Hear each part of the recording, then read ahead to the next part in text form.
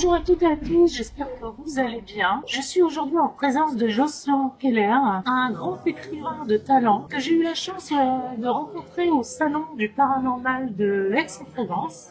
Donc Jocelyn, bonjour. Bonjour. Comment vas-tu? Très bien. Ça va? Merci, je te remercie de ton invitation. Merci surtout à toi d'être présent, ça fait vraiment plaisir. Moi aussi.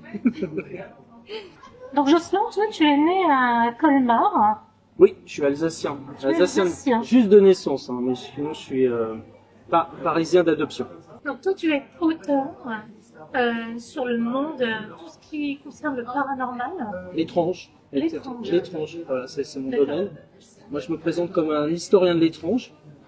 C'est assez particulier dans le monde du paranormal, puisque je ne suis pas... En fait, je me définis par ce que je ne suis pas. Alors, je ne suis pas un enquêteur du paranormal comme toi. Je ne suis pas non plus un ufologue. Moi, je suis un historien de l'étrange. Alors, historien de l'étrange, c'est assez simple. Ça veut dire que je suis comme les historiens, c'est-à-dire que je vais m'intéresser à ces faits, ces phénomènes ou ces faits qu'on dit étranges, et je vais les étudier avec un regard assez distancié d'historien, en cherchant à comprendre, à vérifier tout ce qui s'est passé et à essayer éventuellement d'émettre des hypothèses. Donc toi tu as aussi un travail quelque part un peu d'enquêteur, parce que lorsque tu écris un livre, ça t'arrive aussi d'aller sur les lieux de l'événement pour vérifier effectivement s'il y a des choses qui sont plus ou moins possibles ou non. Alors ça m'arrive effectivement d'aller sur les lieux de certaines enquêtes, mais mon travail c'est un travail d'historien. Un historien, que ce soit un historien classique ou un historien de l'étrange comme c'est mon cas, c'est quelqu'un qui va travailler beaucoup sur les documents, donc un énorme travail de documentation, de recherche en amont, et ensuite de l'écriture et de la formalisation, et ça donne lieu aux livres que les gens connaissent. Mais en fait, les gens ignorent qu'en amont des livres qu'ils peuvent lire, il y a tout ce travail de recherche qui me prend énormément de temps. Sur toutes les affaires sur lesquelles je travaille, je compile, je recense, je regroupe tout ce que je peux trouver. C'est des documents écrits, des documents vidéo, des photos, des sons, absolument tout, des dessins, des témoignages, enfin vraiment tout ce qu'on peut trouver. Je rassemble tout ça et j'essaie de faire le tri. Et je travaille sur on appelle ça, les historiens appellent ça un corpus, donc je travaille sur ce corpus pour un peu déterminer ce qui est vrai, ce qui est pas vrai. Et après, j'essaie donc de remettre à plat les histoires et de les présenter de la manière la plus objective possible. Et alors, pour revenir à ta question, c'est vrai que sur certaines histoires, certaines enquêtes, j'ai pu me rendre sur place, parce que se rendre sur place, c'est pas tellement pour enquêter, parce que parfois les affaires sont passées il y a 40, 50 ans, voire plus. C'est plus pour comprendre, on va dire s'imprégner de l'atmosphère et comprendre quand on est sur place comment les choses ont pu se passer. Et bien sûr vérifier certaines choses, parce que parfois il y a des témoignages où on raconte que dans telle ou telle histoire il s'est passé ça à tel moment, telle personne a fait telle chose. Moi je vais vérifier quand même sur place si je peux que c'est possible et qu'il n'y a pas une contradiction.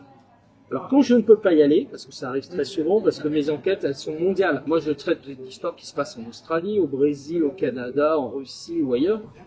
Des endroits où je ne peux soit pas aller, soit parce que j'ai pas les moyens d'y aller, je vais être honnête. Mes éditeurs n'ont pas non plus les moyens de me payer le voyage. Et donc je travaille avec tout ce que je peux récupérer. Alors il y a deux techniques. La première technique c'est utiliser tous les outils digitaux qui sont à disposition. Et il y en a. Il y a Google, il y a Google Maps, il y a Google Street, enfin, etc. Il y a plein d'outils Google, mais il n'y a pas que ça. Il y a énormément de choses qui permettent déjà de vérifier sans se déplacer. Moi, ça m'a permis, de toute façon, de vérifier que, je sais pas, quelque chose était à l'intersection de deux rues.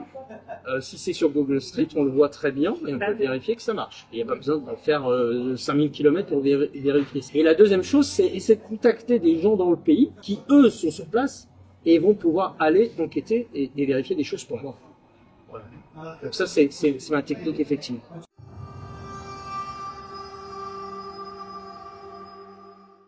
Donc Jocelyn, en fait, historien de l'étrange, ça consiste en quoi? Est-ce qu'il y a une part d'ufologie là-dedans?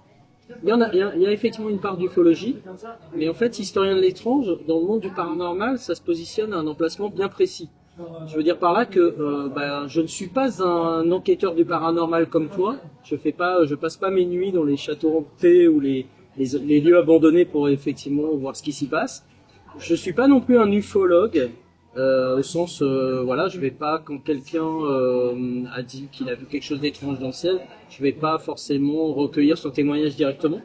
En revanche, je vais travailler avec des gens qui font ça. Donc ça m'arrive d'échanger avec des gens qui vont enquêter dans des lieux scientés. Je vais travailler avec des ufologues, je vais travailler avec des parapsychologues, je vais travailler avec plein d'autres gens, en fait. Et ce sont les avis ou les témoignages de ces gens qui vont m'aider, qui vont former le fameux corpus sur lequel je vais m'appuyer pour travailler. Alors, c'est vrai que ça m'arrive de temps en temps d'aller faire le boulot moi-même, comme on dit. Ça m'est arrivé dans certaines situations où il y avait personne, où personne n'avait enquêté, où personne n'avait travaillé. Bon, bah, quand tu es en première ligne, tu y vas. Mais c'est pas ma ligne directrice première, prioritaire. Voilà.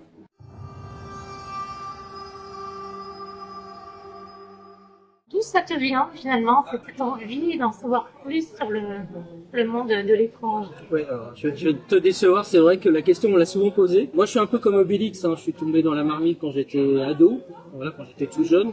Je n'ai jamais vécu d'expérience extraordinaire. Je sais qu'il y a des gens qui viennent au paranormal parce que ils ont vu un ovni, et ils ont vécu une aventure qui les a laissés pantois. C'est pas mon cas. Moi, j'avoue que j'ai pas vécu des choses extraordinaires. En revanche, depuis mon adolescence, je suis passionné par le sujet. En fait, ce qui me motive, c'est ma curiosité. Ma curiosité. Je pense que j'ai envie de savoir. J'ai envie de savoir derrière ce qu'il y a derrière tous ces phénomènes. Moi, je considère, et je le dis souvent dans mes conférences quand j'interviens à droite et à gauche, je dis souvent, il y a rien de ridicule à se demander si on est seul ou pas dans l'univers, ou s'il y a une vie après la mort. Ce sont des grandes questions existentielles de l'homme. Et c'est normal qu'on se les pose.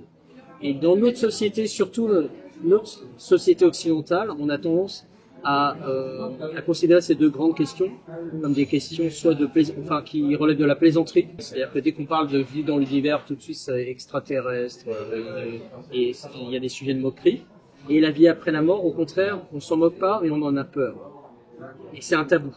Voilà, donc ces deux questions, et en fait ces deux questions, sommes-nous seuls dans l'univers ou y a-t-il une vie après la mort? Et il y en a plein d'autres autour, sont des questions qu'il faut prendre en main, que la science a un mal fou, on pourra en parler, la science a un mal fou à prendre ces sujets à bras le corps, et moi j'ai envie de savoir, je suis curieux, et voilà ma motivation. Est-ce que tu penses qu'il pourrait y avoir une relation entre le monde de l'au-delà et le monde des ovnis? Est-ce qu'il pourrait y avoir quelque chose qui se ressemble? Écoute, c'est possible. On peut pas écarter cette hypothèse. Moi, ce que je sais, c'est que dans pas mal d'affaires d'ovnis, de gens qui ont été en contact, surtout avec soit des objets volants non identifiés, soit des créatures, enfin en tout cas des choses qui ressemblent à des choses non humaines, il y a souvent, alors non pas des rapports d'esprit, enfin si, alors déjà ici il y a une chose qui apparaît souvent dans ces histoires-là, c'est la télépathie. Un nombre incroyable de témoins qui racontent, après des affaires d'ovnis, avoir reçu des messages directement dans le cerveau, voilà, par la pensée. Donc ça, on peut déjà considérer qu'il y a quelque chose de paranormal là-dedans. Bon. Après, le monde des défunts, je ne sais pas trop. Par contre, ce que je peux dire, c'est que souvent aussi dans les affaires d'ovnis, on constate chez les témoins, après que l'expérience ait eu lieu, que ces témoins ont des capacités, alors j'aime pas le terme super pouvoir, mais ont des capacités qui sont un petit peu différentes. Je connaissais des histoires où par exemple, après une observation d'OVNI, une personne disait, ben moi je vois beaucoup mieux qu'avant. J'étais myope ou je voyais mal, et ben là maintenant j'ai plus besoin de mes lunettes. Ouais. Par exemple, on a l'affaire de Carl Higdon que j'ai raconté 1001 fois à droite et à gauche, qui s'est passé aux États-Unis dans les années 70, où on découvre la personne dit avoir été abductée par des extraterrestres. On fait des analyses médicales sur la personne, sur Carl Higdon, et on découvre que ces cicatrices qu'il avait au poumon et qui étaient dues à une ancienne tuberculose ont complètement disparu. Et ça, c'est inexplicable. Donc voilà, on a des choses comme ça, qui sont assez étranges. Des témoins disent aussi, par exemple, avoir des sentiments étranges, d'être observés, ou de pouvoir déterminer des choses chez les autres, ou alors c'est pas des grands pouvoirs, c'est plutôt à leur niveau des choses, des capacités qu'ils n'avaient pas avant. Comme les gens qui font des EMI, il y en a des fois qui reviennent avec comme un don. Exactement, exactement, c'est ça. C'est les gens reviennent souvent quand ils ont vécu une histoire extraordinaire, ils reviennent avec ce sentiment d'être différent. Mm. Donc toi, Jocelyn, est-ce que tu as vécu des phénomènes étranges ou paranormaux? Écoute, non, pas vraiment, je vais être honnête. J'aurais bien aimé, mais j'avoue que je n'ai jamais constaté de phénomène vraiment très spectaculaire. Alors ceci dit, il m'est arrivé des petites choses un peu curieuses. Quand j'étais avec BTLV au château de Fougeray, on était plusieurs. Il y avait des médiums, il y avait aussi des équipements. Il y avait des caméras télé, il y avait des enregistreurs, il y avait plein de choses. Et effectivement, il s'est passé des petites choses que j'ai du mal à expliquer. Alors il y a peut-être une explication rationnelle, mais je n'en ai pas vraiment. On a assisté par exemple à l'apparition d'un ver dans un couloir. Alors quand je dis assister à l'apparition, je n'ai pas vu le ver apparaître, mais on était tous dans une pièce à côté et il n'y avait absolument personne et on a entendu distinctement le bruit d'un ver rouler sur le parquet. Et comme j'étais un des tout premiers, j'étais un des plus proches de la porte, je suis sorti dans le couloir et effectivement là moi j'ai constaté qu'il y avait effectivement un ver qui était en plein milieu du couloir. Il faut savoir que dans ce château, les couloirs doivent faire 20 mètres de long. Donc il n'y avait personne. Je vois pas très bien où quelqu'un aurait pu se cacher. J'ai cherché tout moi-même. Enfin, je cherche toujours les explications rationnelles. J'étais même à imaginer que sous un meuble il y avait un petit système où le verre était caché et puis on appuyait sur un bouton et ça le poussait et il roulait. Mais je pense que s'il y avait un système comme ça, on l'aurait trouvé. Et ce verre qui était là, apparu de manière assez mystérieuse, en fait appartenait à un service de 4 verres qui était à l'autre bout du château, à 25 mètres de là. Et effectivement, on a été vérifié, on est arrivé, il y avait 3 verres, il y avait un emplacement vide et c'était le verre qu'on a retrouvé dans le couloir. Je sais pas l'expliquer, c'est assez étrange, je m'en souviendrai de ces choses-là. J'ai ressenti, après c'est aussi du domaine du ressenti, donc ça c'est très personnel. C'est moins facile à, comment dirais-je, à justifier. C'est vrai qu'à certains endroits, pas plus vrai, mais dans d'autres endroits aussi où je suis allé, où je me sentais pas très bien. Je sentais qu'il y avait une sorte de pression, voilà, des choses un peu curieuses comme ça. Mais sinon, non, j'ai pas assisté. Oui, j'ai fait des séances de spiritisme, j'ai vu des tables tourner, mais ça me convainc pas de grand chose. J'ai jamais vu une séance de spiritisme qui débouchait par exemple sur des révélations incroyables. C'est toujours des choses que les gens savaient plus ou moins. Je suis pas convaincu de ça. J'espère qu'un jour je verrai quelque chose qui ressemble à un ovni, parce que ça me plairait bien de pouvoir avoir une idée là-dessus. Mais jusqu'à présent, tout ce que j'ai vu dans le ciel, et j'ai vu des choses bizarres dans le ciel, c'était soit des phénomènes météo, soit des objets connus comme un satellite, un drone, voire un hélicoptère.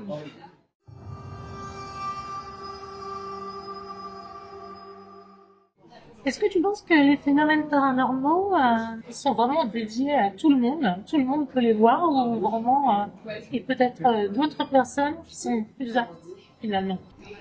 Moi, je suis convaincu qu'il y a des personnes qui sont plus sensibles que d'autres et que ces personnes-là, mais je peux pas m'expliquer pourquoi. D'ailleurs, je pense qu'elles-mêmes ne le savent pas vraiment. Ces personnes-là sont plus susceptibles on va dire, de distinguer, on va dire ça comme ça, ce qui se passe dans un monde qui nous est invisible. Voilà. Donc ces personnes-là, alors après on peut les appeler médiums, peut les appeler guérisseurs, on peut les appeler, enfin on les appelle comme on veut. Parfois ils n'ont même pas de vue. En tout cas ils ont, alors c'est soit inné, soit c'est venu avec le temps. Il n'y a pas de règles. D'ailleurs si on connaissait les mécanismes et les règles, peut-être qu'on pourrait tous devenir comme ça. Parce qu'il paraît qu'il y a des techniques, soit à maîtriser, soit à percevoir ou développer des capacités, etc. Peut-être. En tout cas, on les connaît pas bien. Et sinon, l'autre chose dont je suis convaincu, c'est que le paranormal, c'est rare. Quand je dis c'est rare, je veux dire par là que les phénomènes dits paranormaux, il n'y en arrive pas tous les jours comme certains le prétendent. Moi, je suis toujours très méfiant des gens qui arrivent en disant il m'est arrivé ça hier soir, et puis avant-hier il m'est arrivé ça, et puis à qui il arrive tout le temps des choses. Moi, je pense au contraire que le paranormal, c'est quelque chose d'assez précieux parce que c'est fugace, aléatoire, totalement imprévisible, et que quand ça arrive, ça surprend tout le monde, et qu'on a à peine le temps de s'en rendre compte que c'est fini. Et ça pose d'ailleurs un gros problème pour des gens qui sont des historiens comme moi ou les scientifiques, parce qu'un scientifique, pour lui, ce que je viens de dire, c'est un cauchemar. Il ne peut ni mesurer, ni enregistrer, ni faire quoi que ce soit, puisque c'est imprévisible et surtout ce n'est pas reproductible. Un scientifique, pour déterminer qu'un phénomène est réel, il a besoin de pouvoir le mesurer et le reproduire en laboratoire. Or là, le paranormal, c'est en dehors de tout ça. Donc est-ce qu'il faut créer un nouveau protocole, une nouvelle façon d'aborder le paranormal? Peut-être. On va demander aux scientifiques. Mais là, en tout cas, moi, je suis convaincu que le paranormal, c'est rare et qu'il faut être aux aguets. En fait. Oui.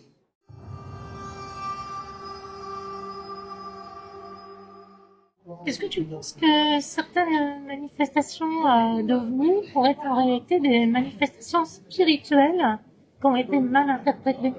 C'est assez étonnant ce que tu me dis, parce que j'avoue que j'avais pas imaginé, j'avais pas pensé à ça comme ça. Mais j'ai envie de dire pourquoi pas.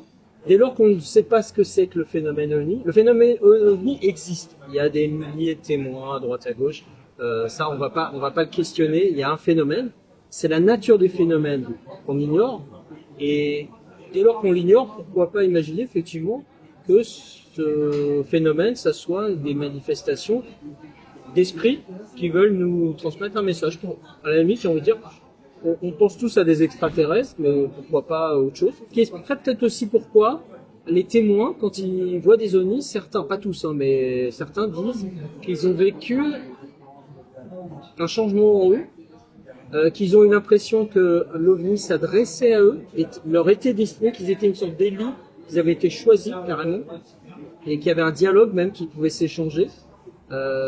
Et souvent, alors je parle pas des gens qui disent que quand ils ont vu des ovnis, on leur a transmis un message soit spirituel, soit écologiste, en leur disant il faut protéger la Terre, il faut faire attention à tout le monde. Pourquoi pas? Après tout, on peut pas l'exclure.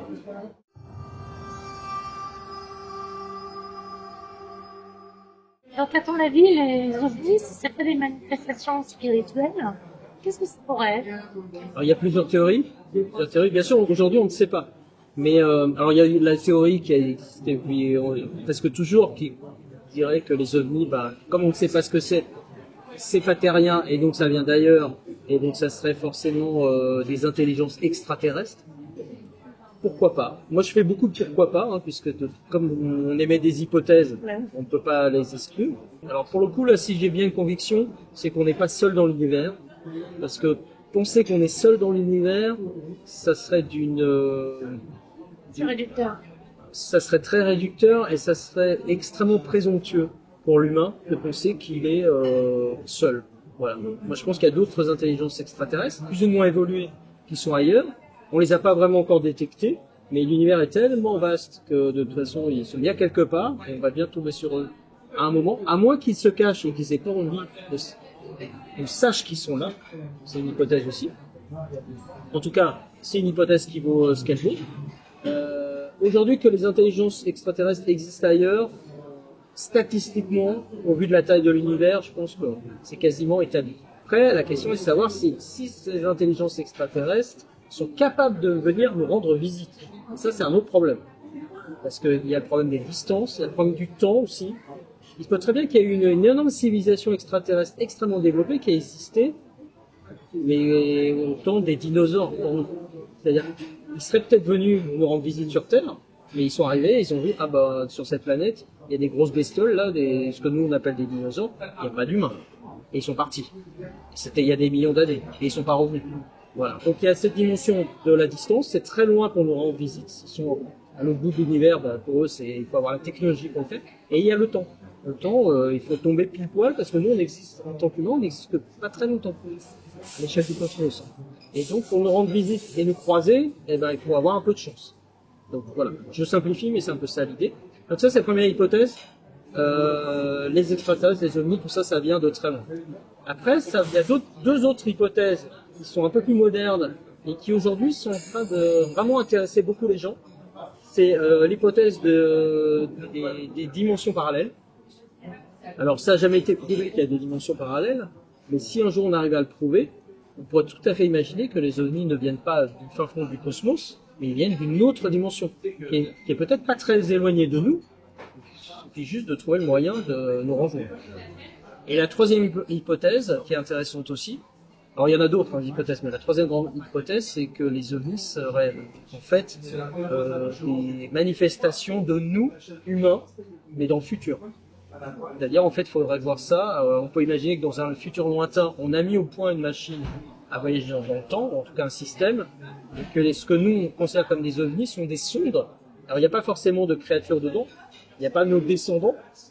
C'est un peu comme, c'est comme s'ils envoyaient des robots, des sondes, comme nous on envoie des sondes sur les planètes, exactement, et qui viendraient, et qui viendraient du futur, et qui viendraient pour nous observer, un peu par curiosité. Et ce qui expliquerait pourquoi ils ne chercheraient pas à entrer en contact avec nous. Parce que dès lors qu'ils viendraient du futur, s'ils entrent en contact avec nous, ils sont susceptibles de modifier le cours de l'histoire. Et donc ça, ils ne veulent pas, parce qu'en modifiant le cours de l'histoire, ils ne savent pas si eux-mêmes, ils vont pas... il suffit d'un petit truc pour modifier le cours de l'histoire, et puis finalement, ils n'existeraient peut-être même pas. C'est une théorie intéressante. Oui, moi, je l'aime bien, je l'aime bien. Alors, elle fait un peu science-fiction, et la théorie des voyageurs du temps, je la trouve très intéressante. Et je l'exclus pas non plus. Alors après, il y a des gens qui disent que les ovnis sont peut-être aussi pas forcément matériels. Ça peut être des images. Il y a des images qu'on voit, des manipulations. Les gens croient voir des choses et en fait, ils voient réellement quelque chose, mais ce sont des images et pas des choses réelles. Et c'est possible aussi. Et ces images, par contre, je serais incapable de dire par qui elles sont créées.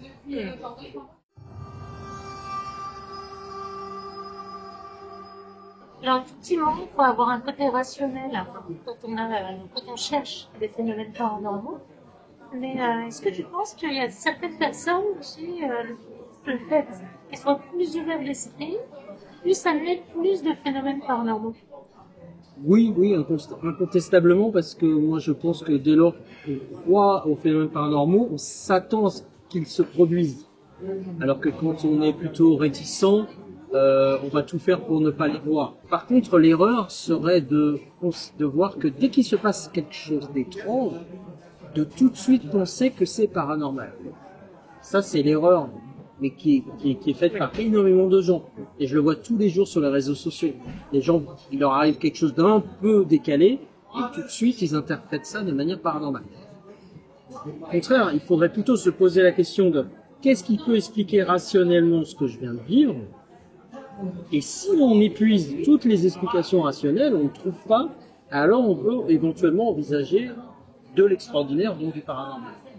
Paranormal, je rappelle, c'est la science n'a pas encore réussi à expliquer. Donc ça veut dire que peut-être demain, la science arrivera à expliquer ces phénomènes. Voilà. Donc ça, c'est une démarche, souvent, moi je dis toujours, commençons par ayons du bon sens, soyons rationnels. Être rationnel, c'est pas être sceptique. C'est juste se poser de bonnes questions et se dire, dans tout ce que je connais, est-ce qu'il y a quelque chose qui peut expliquer ce que je viens de voir, ce que je viens d'entendre, ce que je viens de ressentir? Et si je ne trouve rien, peut-être que là, effectivement, on est dans quelque chose de différent, d'insolite. Donc, suite à tes différentes expériences, tu as écrit des livres. Tu écris combien de livres? Alors j'ai écrit 4 livres sur paranormal et je vais en sortir un au mois de septembre 2024 sur les bateaux fantômes. Voilà, donc c'est un livre un peu différent, mais les 4 livres précédents étaient des livres qui étaient tous construits sur la même structure, avec la même structure. C'était entre 15 et 18 histoires qui recoupent tous les champs possibles de l'étrange, du paranormal. Donc il y a bien sûr des choses qui relèvent du monde des esprits, on en a un peu parlé. Il y a des choses qui relèvent de l'ufologie, le monde des ovnis. Mais sinon, il y a plein d'autres histoires qui n'ont rien à voir avec ça, qui concernent par exemple des personnages étranges. Il y a eu dans l'histoire des personnages qui sont liés au paranormal et des gens qui arrivaient des histoires extraordinaires. Il y a des lieux aussi, des lieux qui sont réputés. Enfin, toi, tu visites pas mal de lieux abandonnés dont tu sais. Moi, je m'intéresse beaucoup dans le monde entier à ces lieux qu'on dit maudits, étranges, dans lesquels... Alors, ça peut être une route, ça peut être un pont, ça peut être... alors j'ai pas d'autoroute, j'ai qu'est-ce que peut avoir, un désert, ça peut être plein de choses comme ça, une montagne, qui ont des réputations, soit d'être maudites, soit d'être sacrées, en tout cas il se passe des choses. Ça m'intéresse. Et tu pourrais me donner un ou deux lieux finalement? Oui, il y a des lieux, qu'est-ce que je pourrais te citer comme exemple? Il y a le désert du silence qui est au Mexique. Voilà, que j'en ai parlé dans mon dernier livre, Zone paranormale. C'est une zone assez étrange, assez grande, Tu y étais d'ailleurs? Non, alors là, pour le coup, je suis pas allé dans celui-là. C'est assez compliqué d'y aller parce que faut aller au Mexique, ça c'est pas très compliqué. Mais par contre, l'endroit est difficile d'accès et je crois qu'en plus, on n'a pas trop envie qu'il y ait des curieux par là. Ouais. Mais c'est un endroit assez étrange dans lequel il y a la réputation, par exemple, que les communications radio s'interrompent. Des gens ont vu des ovnis. Il y a voilà, il se passe plein de petits phénomènes assez curieux. C'est un exemple, hein, mais il y en a d'autres. Je m'intéresse aussi aux objets étranges, donc ça peut être des objets sacrés, les reliques, par exemple, les trésors, des choses comme ça, ou alors des objets dits maudits. Alors maudits, ça doit être, c'est la chaise de Thomas Busby qui est en Angleterre, qui est dans un musée qui est à 2 mètres de hauteur, parce que si on s'assoit dessus, et ben l'histoire dit qu'on va mourir très vite. Ouais. Voilà. Enfin, dans le musée, ils l'ont placé à hauteur, comme ça, personne ne s'est assis dessus depuis 1978. Voilà. Ou alors, bien sûr, les poupées. Alors, j'adore les poupées dites hontées ou maudites, même si c'est surtout de belles histoires, mais j'aime bien ça aussi. Annabelle. Voilà, Annabelle. J'ai beaucoup enquêté sur Annabelle, la vraie, hein, celle qui est dans le musée des Warren à Monroe, dans le Connecticut. Voilà l'exemple type de travail d'historien que je peux faire. On a une histoire racontée par les époux Warren. Étrangement, cette histoire, elle est censée se passer dans les années 70, mais on n'en entend parler que dans les années 90. C'est-à-dire pendant 20 ans, on a absolument personne n'a jamais entendu parler de cette histoire. Et elle apparaît dans un des livres sortis par les Warren. Et moi, j'ai enquêté sur, comment dirais-je, la vraisemblance de cette histoire. Et quand tu la décortiques, il y a beaucoup de choses qui vont pas. Déjà, c'est impossible de trouver les protagonistes de l'histoire. Il y a quand même 2 filles chez qui avaient recueilli la poupée. Il y a la mère de la fille qui avait offert la poupée. Il y avait un curé, un policier, un prêtre, un médium. On n'a pas les noms. On ne sait pas qui c'est. Je peux même pas assurer que ces gens ont existé. Et en fait, toute l'histoire est racontée par les Warren. Et donc, on doit les croire sur leur bonne foi. Donc, moi, en tant qu'historien, je suis très embêté. Parce que je n'ai pas de documents qui prouvent que Annabelle soit une poupée extraordinaire. Voilà. Alors dans mes livres, je parle aussi des disparitions. Alors attention, pas les disparitions criminelles, pas les enlèvements, pas les choses comme ça, parce qu'il y a des gens qui le font mieux que moi. Moi, ce qui m'intéresse, c'est les disparitions étranges, c'est-à-dire dans des circonstances qui sont presque paranormales, c'est-à-dire où il s'est passé un truc, on ne comprend pas ce qui s'est passé. Ça m'intéresse. Je m'intéresse aussi aux coïncidences. Beaucoup.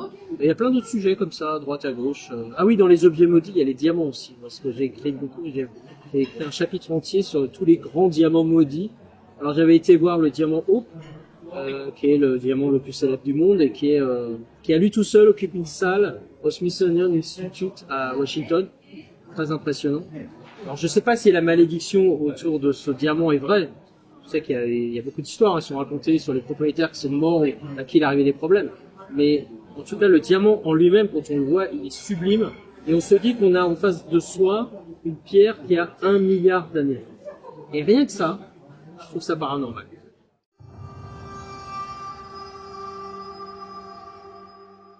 Alors moi, je sais qu'il y a déjà certains salons auxquels je vais assister. D'ailleurs, on va saluer au passage Eric Denis, hein, à qui on doit tout, parce que c'est lui qui a eu l'idée avec l'agence Yozenko de créer ces fameux salons. Alors, il y avait d'autres salons, hein, il y a bien sûr, moi je participe à d'autres salons du paranormal et d'autres événements. Mais là, c'est vrai qu'il y avait, ce que j'apprécie chez Eric et dans ces salons du paranormal, c'est qu'il y a une ambition. Une ambition, c'est-à-dire de donner l'accès au plus grand nombre dans des lieux qui sont faciles d'accès, dans des villes, avec beaucoup de publicité, comme ça les gens sont bien au courant et ils peuvent nous rendre visite. Et moi je trouve ça vraiment très bien. Alors c'est vrai qu'après je vais faire en septembre, on va aller tous les deux à Aix-en-Provence. Après il y aura, moi j'ai prévu d'aller à Rennes. Je pense, alors je sais qu'il y en a un à Nancy, mais je pourrais pas y aller. Après il y aura Reims, je pense que je vais aller. Et il faut bien sûr parler du grand salon à Paris qui va arriver autour de Halloween. La fin du mois d'octobre, début novembre. 4 jours intenses. 4 jours, ça va être énorme. À la porte de la Villette, et ça va être, à mon avis, ça va être énorme. Et en 2025, je crois qu'il y a des salons qui sont prévus alors je crois que je vais aller à Toulon.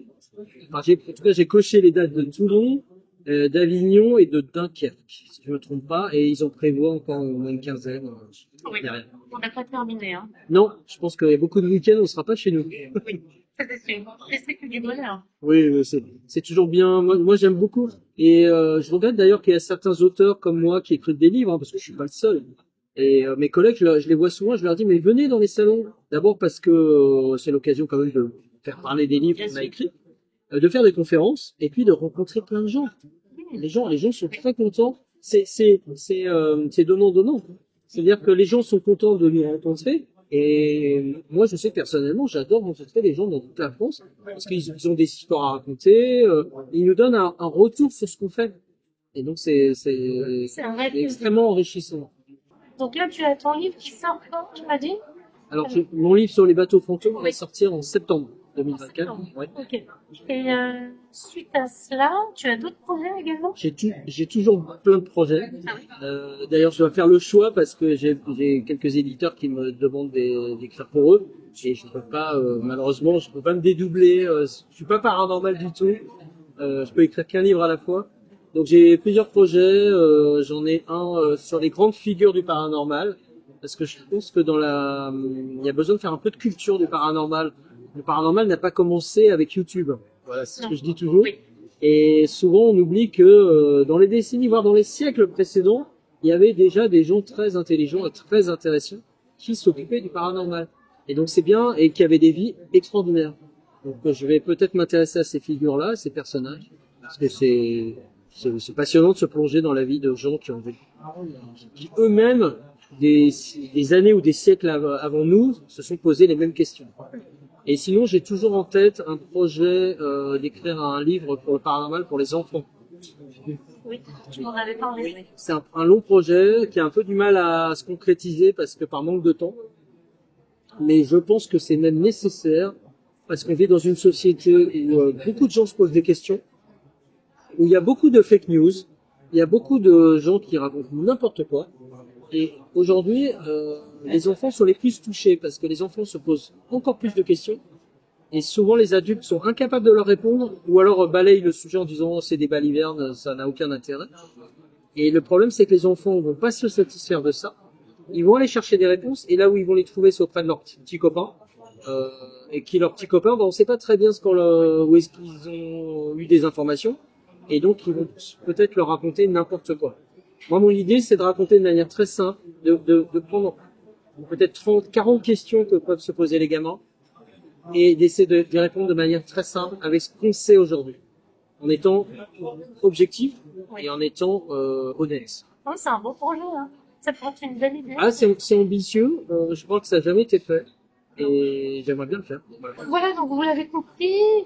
Si jamais vous souhaitez voir les livres ou acheter les livres de Jocelyn, je vous les mettrai en lien dans la description de la vidéo.